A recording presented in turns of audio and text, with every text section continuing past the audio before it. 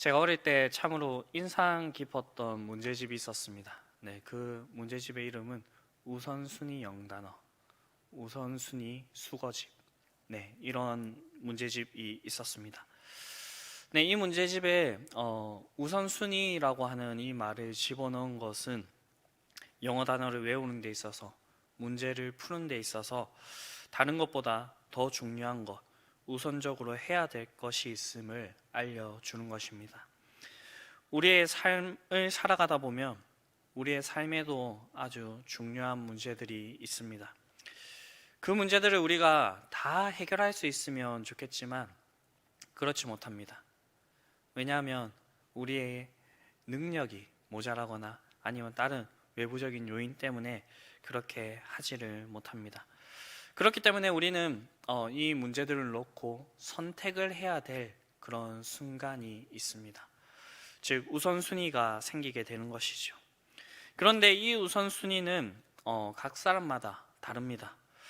사람들마다 중점을 두는 곳이 다르기 때문이죠. 돈을 좋아하는 사람은 돈을 어떻게 잘 벌 수 있는 그곳에 우선순위를 둡니다. 명예를 중요시 여기는 사람은 이 명예가 오는 그 자리를 중요시합니다. 그리고 부모님들 중에서 자녀를 아주 중요시하는 분들은 자녀의 교육과 그리고 자녀들이 하는 그 모든 일을 뒷바라지 하는 데에 중점을 둘 것입니다. 이것은 우리의 삶뿐만 아니라 우리의 신앙에 있어서도 우선순위가 있습니다. 그런데 이 신앙에 있어서 있는 이 우선순위는 앞에서 이야기 드린 것과 조금 다른 부분이 있습니다. 앞에 것들은 우리가 무엇을 우선순위로 둘 건지 선택할 수 있다면 우리의 신앙의 우선순위는 이미 정해져 있다라는 것입니다. 누가 정하셨을까요? 네, 성경을 보게 되면 하나님이라고 얘기를 하고 있습니다. 우리는 하나님의 말씀에 따라서 순종해야 되는 존재입니다. 그것이 꼭 강제적인 이유뿐만 아니라 이번 주 주일의 말씀에 들었던 것처럼 하나님께서 제시하는 그 길이 우리에게는 어렵고 힘들어 보일 수는 있지만 그 길을 하나님 말씀에 순종해서 걸어갔을 때 그 길만이 우리에게 복이 되는 길, 우리에게 유익이 되는 길이기 때문입니다. 반대로 우리가 보기 좋게 행하는 것, 결국에는 우리가 원하는 결과를 얻게 되더라도 그것이 우리에게 큰 문제가 됩니다. 그렇습니다. 우리가 하나님이 정하신 것대로 해야 되는 것은 하나님만이 우리에게 가장 선한 그 일과 길을 알고 계시며 우리의 믿음과 신앙을 평가하는 분이 바로 하나님이시기 때문입니다. 그렇기 때문에 이 교회들은 이 하나님의 말씀에 근거해서 교회의 5대 표지, 교회의 5가지 중요한 일을 세웠습니다. 그것이 예배와 말씀, 기도, 전도, 그리고 교제입니다. 다 중요하지만 오늘 밤에 저희가 살펴볼 것은 바로 기도에 관한 부분입니다.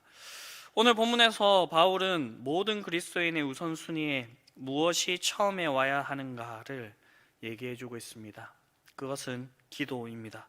1절을 보게 되면 그러므로 내가 첫째로 권하노니 모든 사람을 위하여 간구와 기도와 도구와 감사를 하되 라고 이야기하고 있습니다. 그렇다면 왜 기도를 해야 될까요?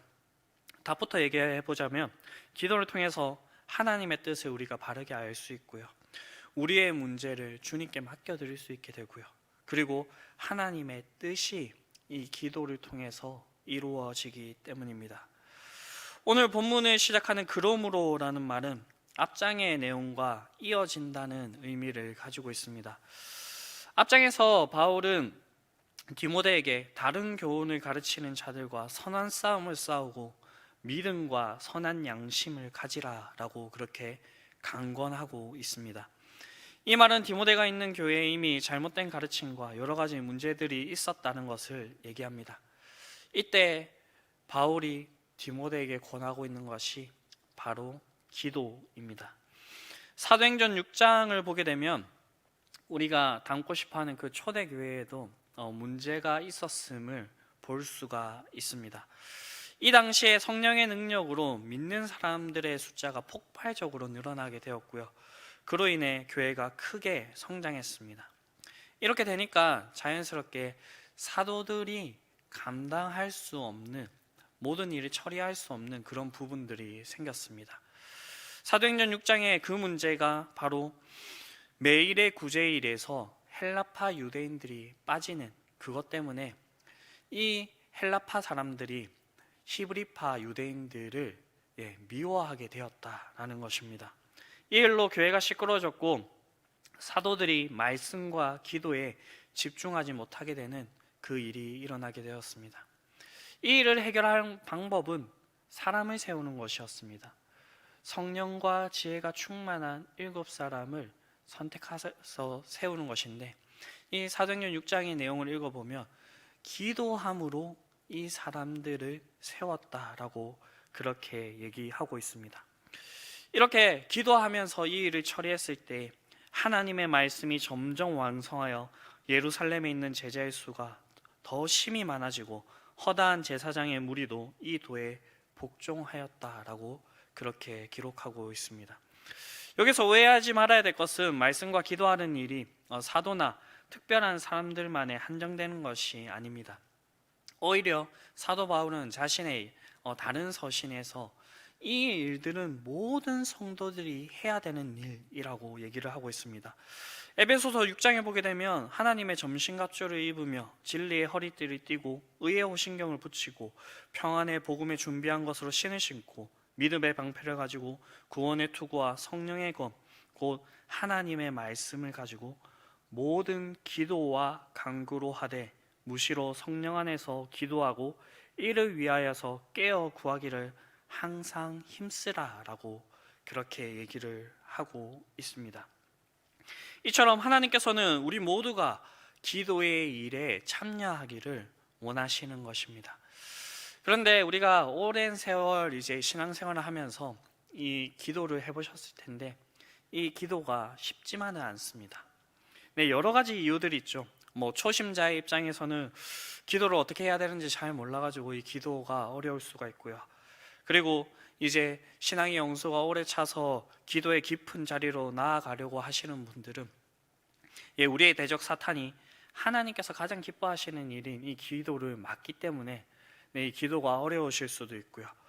그리고 기도에 대한 잘못된 오해들이 쌓이면서 이 기도가 어려워질 수가 있습니다. 먼저 우리는 기도를 복잡하게 생각하지 않아야 됩니다. 예수님께서 이미 우리에게 어떻게 기도하라라고 아주 모범을 우리에게 주셨습니다. 그것이 바로 주기도문이죠. 이 주기도문에 대해서 이제 성도님들이 강의도 들어보셨을 것이고 그리고 목사님의 설교도 이렇게 들어보셨을 것입니다. 그 중에서 제 머릿속에 그 강의들에 대한 기억들도 있겠지만 단편적인 기억들도 있겠지만 가장 명확하게 떠오른 것은 제가 유치부 때 배웠던 5손가락 기도입니다. 혹시 유치부 교사를 하셨다거나 초등부 교사를 하셨던 분들 중에서 기억하시는 분이 있으십니까? 엄지손가락 이렇게 해서 하나님 아버지 이렇게 이름을 부르고요. 2번째 감사합니다. 세 번째 자신의 잘못에 대해서 하나님께 고백하고 4번째 우리의 간구를 하나님께 얘기하고 5번째 예수님의 이름으로 기도드립니다. 아멘. 되게 간단하죠. 우리의 기도가 어려울 필요가 없습니다. 우리가 기도를 할 때 우리의 아버지 되시는 하나님의 이름을 부르고 그리고 우리의 유일한 중보자가 되시는 예수 그리스도의 이름으로 우리의 기도를 마치면 된다라는 것입니다. 그러면 하나님께서 우리의 기도를 들으신다라고 그렇게 얘기를 하고 있습니다. 다음으로 우리의 대적 사탄이 기도를 하지 못하게 막습니다. 우리의 대적 사탄은 아주 교묘합니다. 우리의 마음을 이용해서 우리의 환경을 이용해서 그리고 우리의 여러 가지 상황들을 이용해서 우리가 기도하지 못하게 합니다. 기도만 하려고 하면 잠이 오거나 아니면 다른 생각들이 우리의 머릿속을 가득 채우게 되거나 그리고 급한 일이 이렇게 생길 수도 있고요. 그리고 마음이 너무 낙심되어서 기도하지 못할 수도 있습니다. 그러나 우리가 기도의 자리를 지키려고 하고 그 자리를 지키고 있다면 하나님께서 반드시 우리의 마음을 여시고 기도의 문을 열어주실 것입니다. 왜냐하면 성령께서 말할 수 없는 탄식으로 우리를 위하여 친히 간구하시기 때문입니다. 말씀을 준비하면서 언젠가인지는 정확하게 기억이 나지 않지만 한 목사님께서 기도가 되지 않을 때는 이렇게 하라라고 하셨던 그 말씀이 기억났습니다. 그 방법이 무엇이냐면 주기도문을 계속 간절히 외우는 것입니다. 그렇게 할 때에 하나님께서 우리의 기도의 문을 열어주신다라고 했습니다. 마지막으로 기도에 대한 여러 가지 오해들이 있을 수가 있습니다. 먼저는 우리의 기도가 사람들 앞에 보여야 된다는 것입니다. 그런데 마태복음 6장에서 예수님께서는 내 골방에 들어가서 은밀한 중에 보시는 내 아버지께 기도하라라고 이렇게 하셨습니다. 그리고 특별할 때만 이렇게 기도를 해야 된다라고 생각하시는 분이 있으십니다. 특별한 절기나 아니면 본인이 어려운 순간에 처했을 때 그때만 이렇게 기도하시는 분들이 있습니다. 그런데 성경이 얘기하고 있는 것이 무엇입니까? 네, 성경은 쉬지 말고 기도하라라고 이렇게 얘기하고 있습니다. 이 쉬지 말고 기도하라는 것은 우리가 지속적으로 반복되는 그 행동으로 기도를 하라라는 것입니다. 그 다음 오해는 기도가 우리의 행동을 대신한다는 그러한 오해입니다. 그래서 정말 기도만 하시는 분이 있습니다. 그런데 기도를 할 때 하나님께서 우리에게 깨달음이나 우리에게 특별한 그런 이제 영감들을 주실 때가 있습니다. 그럴 때 우리가 어떻게 해야 되겠습니까? 우리는 행동으로서 그 기도의 내용들을 실천해야 됩니다. 한 가지 예를 들어 본다면 이제 어떤 이제 사람이 자신이 목사가 되기 위해서 이렇게 기도하는 중에 하나님의 그 응답을 받았습니다. 그럼 그 사람이 어떻게 해야 될까요? 계속 기도만 하고 있으면 목사가 될까요?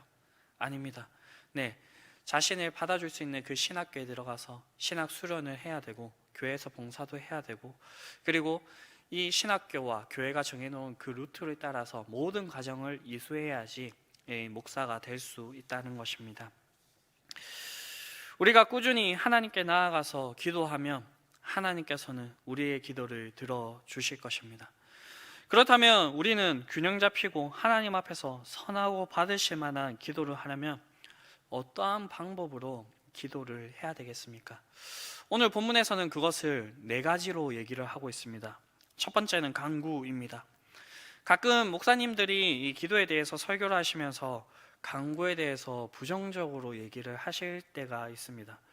저희가 졸다가 그 일부분만 들으면 간구하지 말고 이제 아주 멋있게 하나님 뜻만이 나의 삶 속에 이루어질 수 있도록 그렇게 수준 높은 기도를 해야 되겠구나라고 생각하실 수도 있습니다. 그런데 그 목사님들이 항상 얘기하시는 것은 그 사람의 기도가 항상 간구로서 끝나기 때문에 이 간구에 대해서 좀 부정적으로 얘기를 합니다.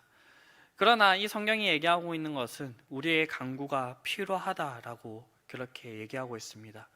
그 이유는 우리가 연약하기 때문에 우리의 그 부족함 때문에 필요한 부분들이 생기는 것이고 그리고 하나님께서 우리에게 주신 그 감정과 여러 가지 요소들로 인하여서 우리가 원하고 바라는 것이 생길 수가 있기 때문입니다. 성경에서 얘기하는 것은 하나님께서 그것마저도 사용하신다라는 것입니다. 저는 성경을 보면서 좋아하는 인물이 생겼습니다. 이삭입니다. 이삭의 삶에도 여러 가지 조그마한 굴곡들이 있었지만 삶 전체를 이렇게 쭉 살펴보게 되었을 때 아주 평탄한, 하나님과 동행하면서 평탄한 삶을 살았던 인물입니다. 반대로 별로 좋아하지 않은 인물이 있었습니다. 이삭의 아들 야곱이었습니다. 네, 야곱의 인생은 정말 자신이 이렇게 고백하였듯이 험악한 인생을 살아왔다라고 할 정도로 그렇게 하나님 앞에서 자충우돌 여러 가지 문제가 많았던 인생이었습니다. 그래서 저는 이삭과 같은 그러한 인생을 살아가고 싶다라는 그런 생각이 있었고 자연스럽게 이삭을 좋아하게 되었습니다.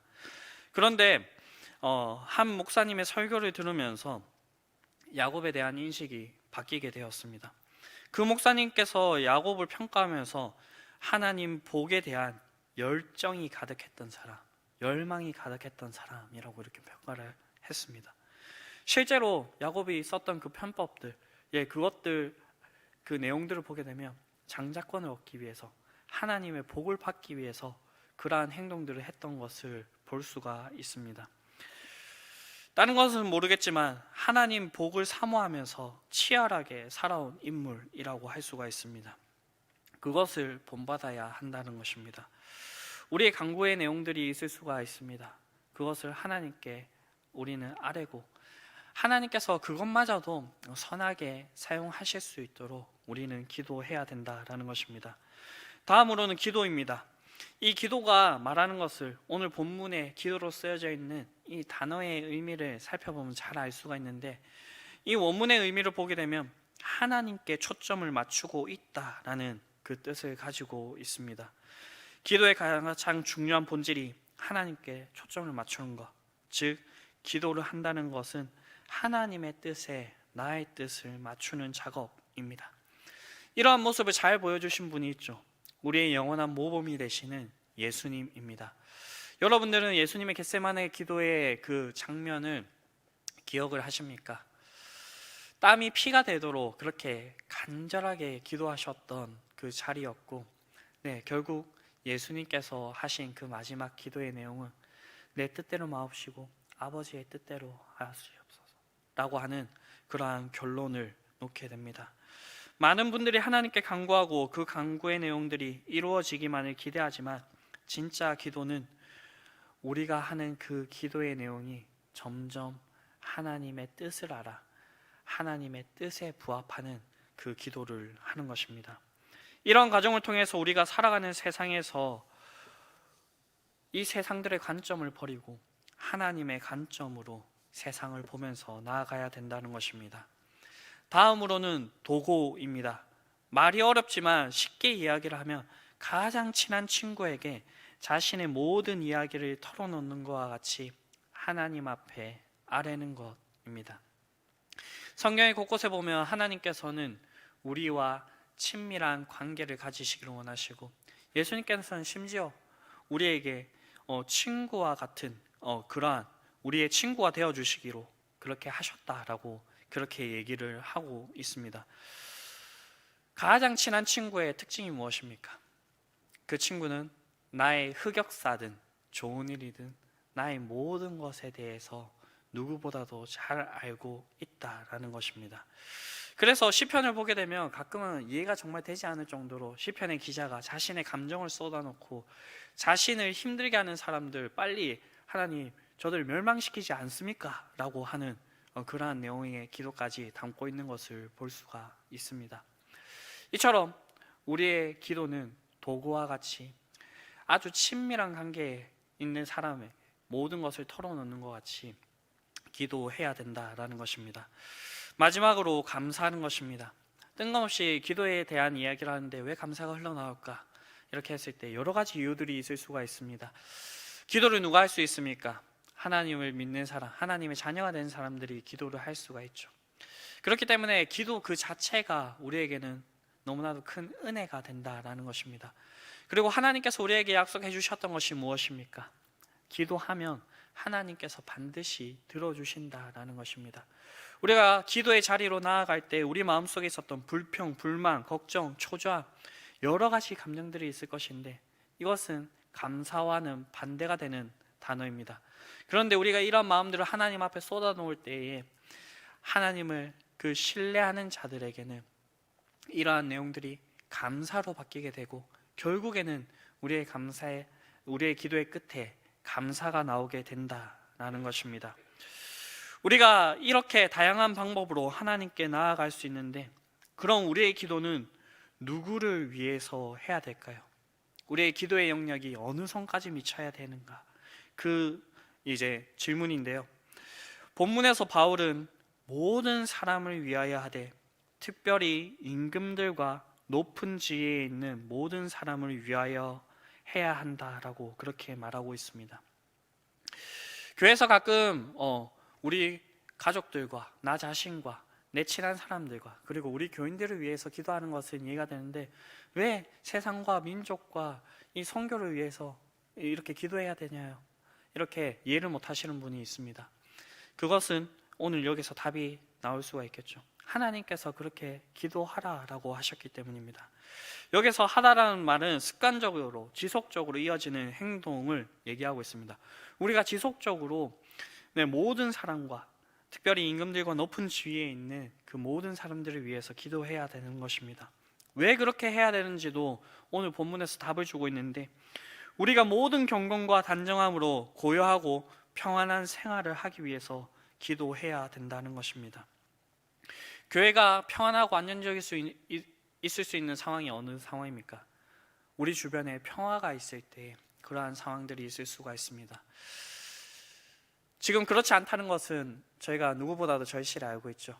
코로나19가 2년 동안 지속이 되면서 많은 상황들이 바뀌었습니다. 특별히 이 사회나 그리고 이 정부에서 우리 교회를 대하는 그 모습이 공평하지 않은 그러한 부분들이 있을 수 있습니다. 그래서 여전히 이 교회 안에서 이 정부나 그리고 이 정책에 대해서 불만을 가지신 분들이 많이 있습니다. 이처럼 우리가 코로나19로 인하여서 모든 교회와 성도가 깊이 체감하고 있는 문제입니다. 그리고 우리가 왜 이렇게 해야 되냐면, 하나님은 모든 사람이 구원을 받으며 진리에 이르기를 원하시기 때문입니다. 갑자기 구원의 문제가 등장해서 좀 당황스럽긴 한데, 하나님께서 이 말씀을 통해서 말씀해 주시는 것은 얼마나 우리의 기도에 하나님께서 귀를 기울이고 계신지, 그리고 우리의 기도에 어떠한 능력이 있는지를 가르쳐 주는 것입니다. 그렇기 때문에 우리는 하나님 앞에 나아가서 기도를 해야 됩니다. 그럼 우리는 어떻게 기도를 해야 될까요? 오늘 저희가 함께 읽지는 않았지만 8절에 그 답을 주고 있습니다. 제가 읽어드리자면, 그러므로 각 처에서 남자들이 분노와 다툼이 없이 거룩한 손을 들어 기도하기를 원하노라 라고 그렇게 얘기하고 있습니다. 기도할 때 거룩한 손을 들라라는 것은 문자 그대로 그냥 이렇게 손을 들고 기도하라라는 그런 내용이 아닙니다. 우리의 마음 상태를 거룩하게 만들어야 된다라는 것입니다. 그러면서 아주 대표적인 것들이 얘기하고 있죠. 분노와 다툼이 없이 라고 그렇게 얘기를 하고 있습니다. 예수님께서 기도에 대해서 가르쳐 주실 때 우리가 죄 지은 자를 사하여 준 것 같이 우리 죄를 사하여 주셨고 라고 이렇게 가르쳐 주시고 있고요. 그리고 예수님의 다른 이제 가르침 속에서 보게 되면, 하나님 앞에 제사를 드리러 와서 예물을 드릴 때 자신이 잘못한 일, 마음에 걸리는 일이 있으면 예물을 잠시 놓아두고 그 일을 해결하고 하나님 앞에 와서 예물을 드리라라고 그렇게 얘기를 하고 있습니다. 우리가 하나님 앞에 나아갈 때 우리 속에 있는 죄나 다툼이나 분노나 그 모든 것들을 하나님 앞에서 해결하고 그렇게 나아가야 된다라고 그렇게 얘기를 하고 있습니다. 오늘 본문을 통하여서 사도 바울은 우리의 기도에 대해서 많은 가르침들을 주고 있습니다. 이 기도가 너무나도 중요한 것이기 때문에 우리의 가장 최우선에 우리의 기도를 두었으면 좋겠습니다. 그리고 우리가 간구와 기도와 도구와 감사로 모든 사람을 위해서 기도할 수 있는 기도의 영역을 가진 사람들이 되었으면 좋겠습니다. 그렇게 함으로써 우리의 기도가 우리 구주 하나님 앞에서 선하고 받으실 만한 그러한 기도가 되기를 바랍니다. 그렇게 하여 이 기도를 통하여서 하나님의 뜻이 정말 이 땅 가운데 이루어지고 우리의 삶 가운데 이루어지고 우리의 가정과 우리의 교회 위에 우리의 기도의 내용들이 이루어질 수 있게 되는 그러한 능력을 맛보실 수 있는 저와 여러분들이 될 수 있게 되기를 간절히 바랍니다. 이 시간 우리 말씀을 기억하시면서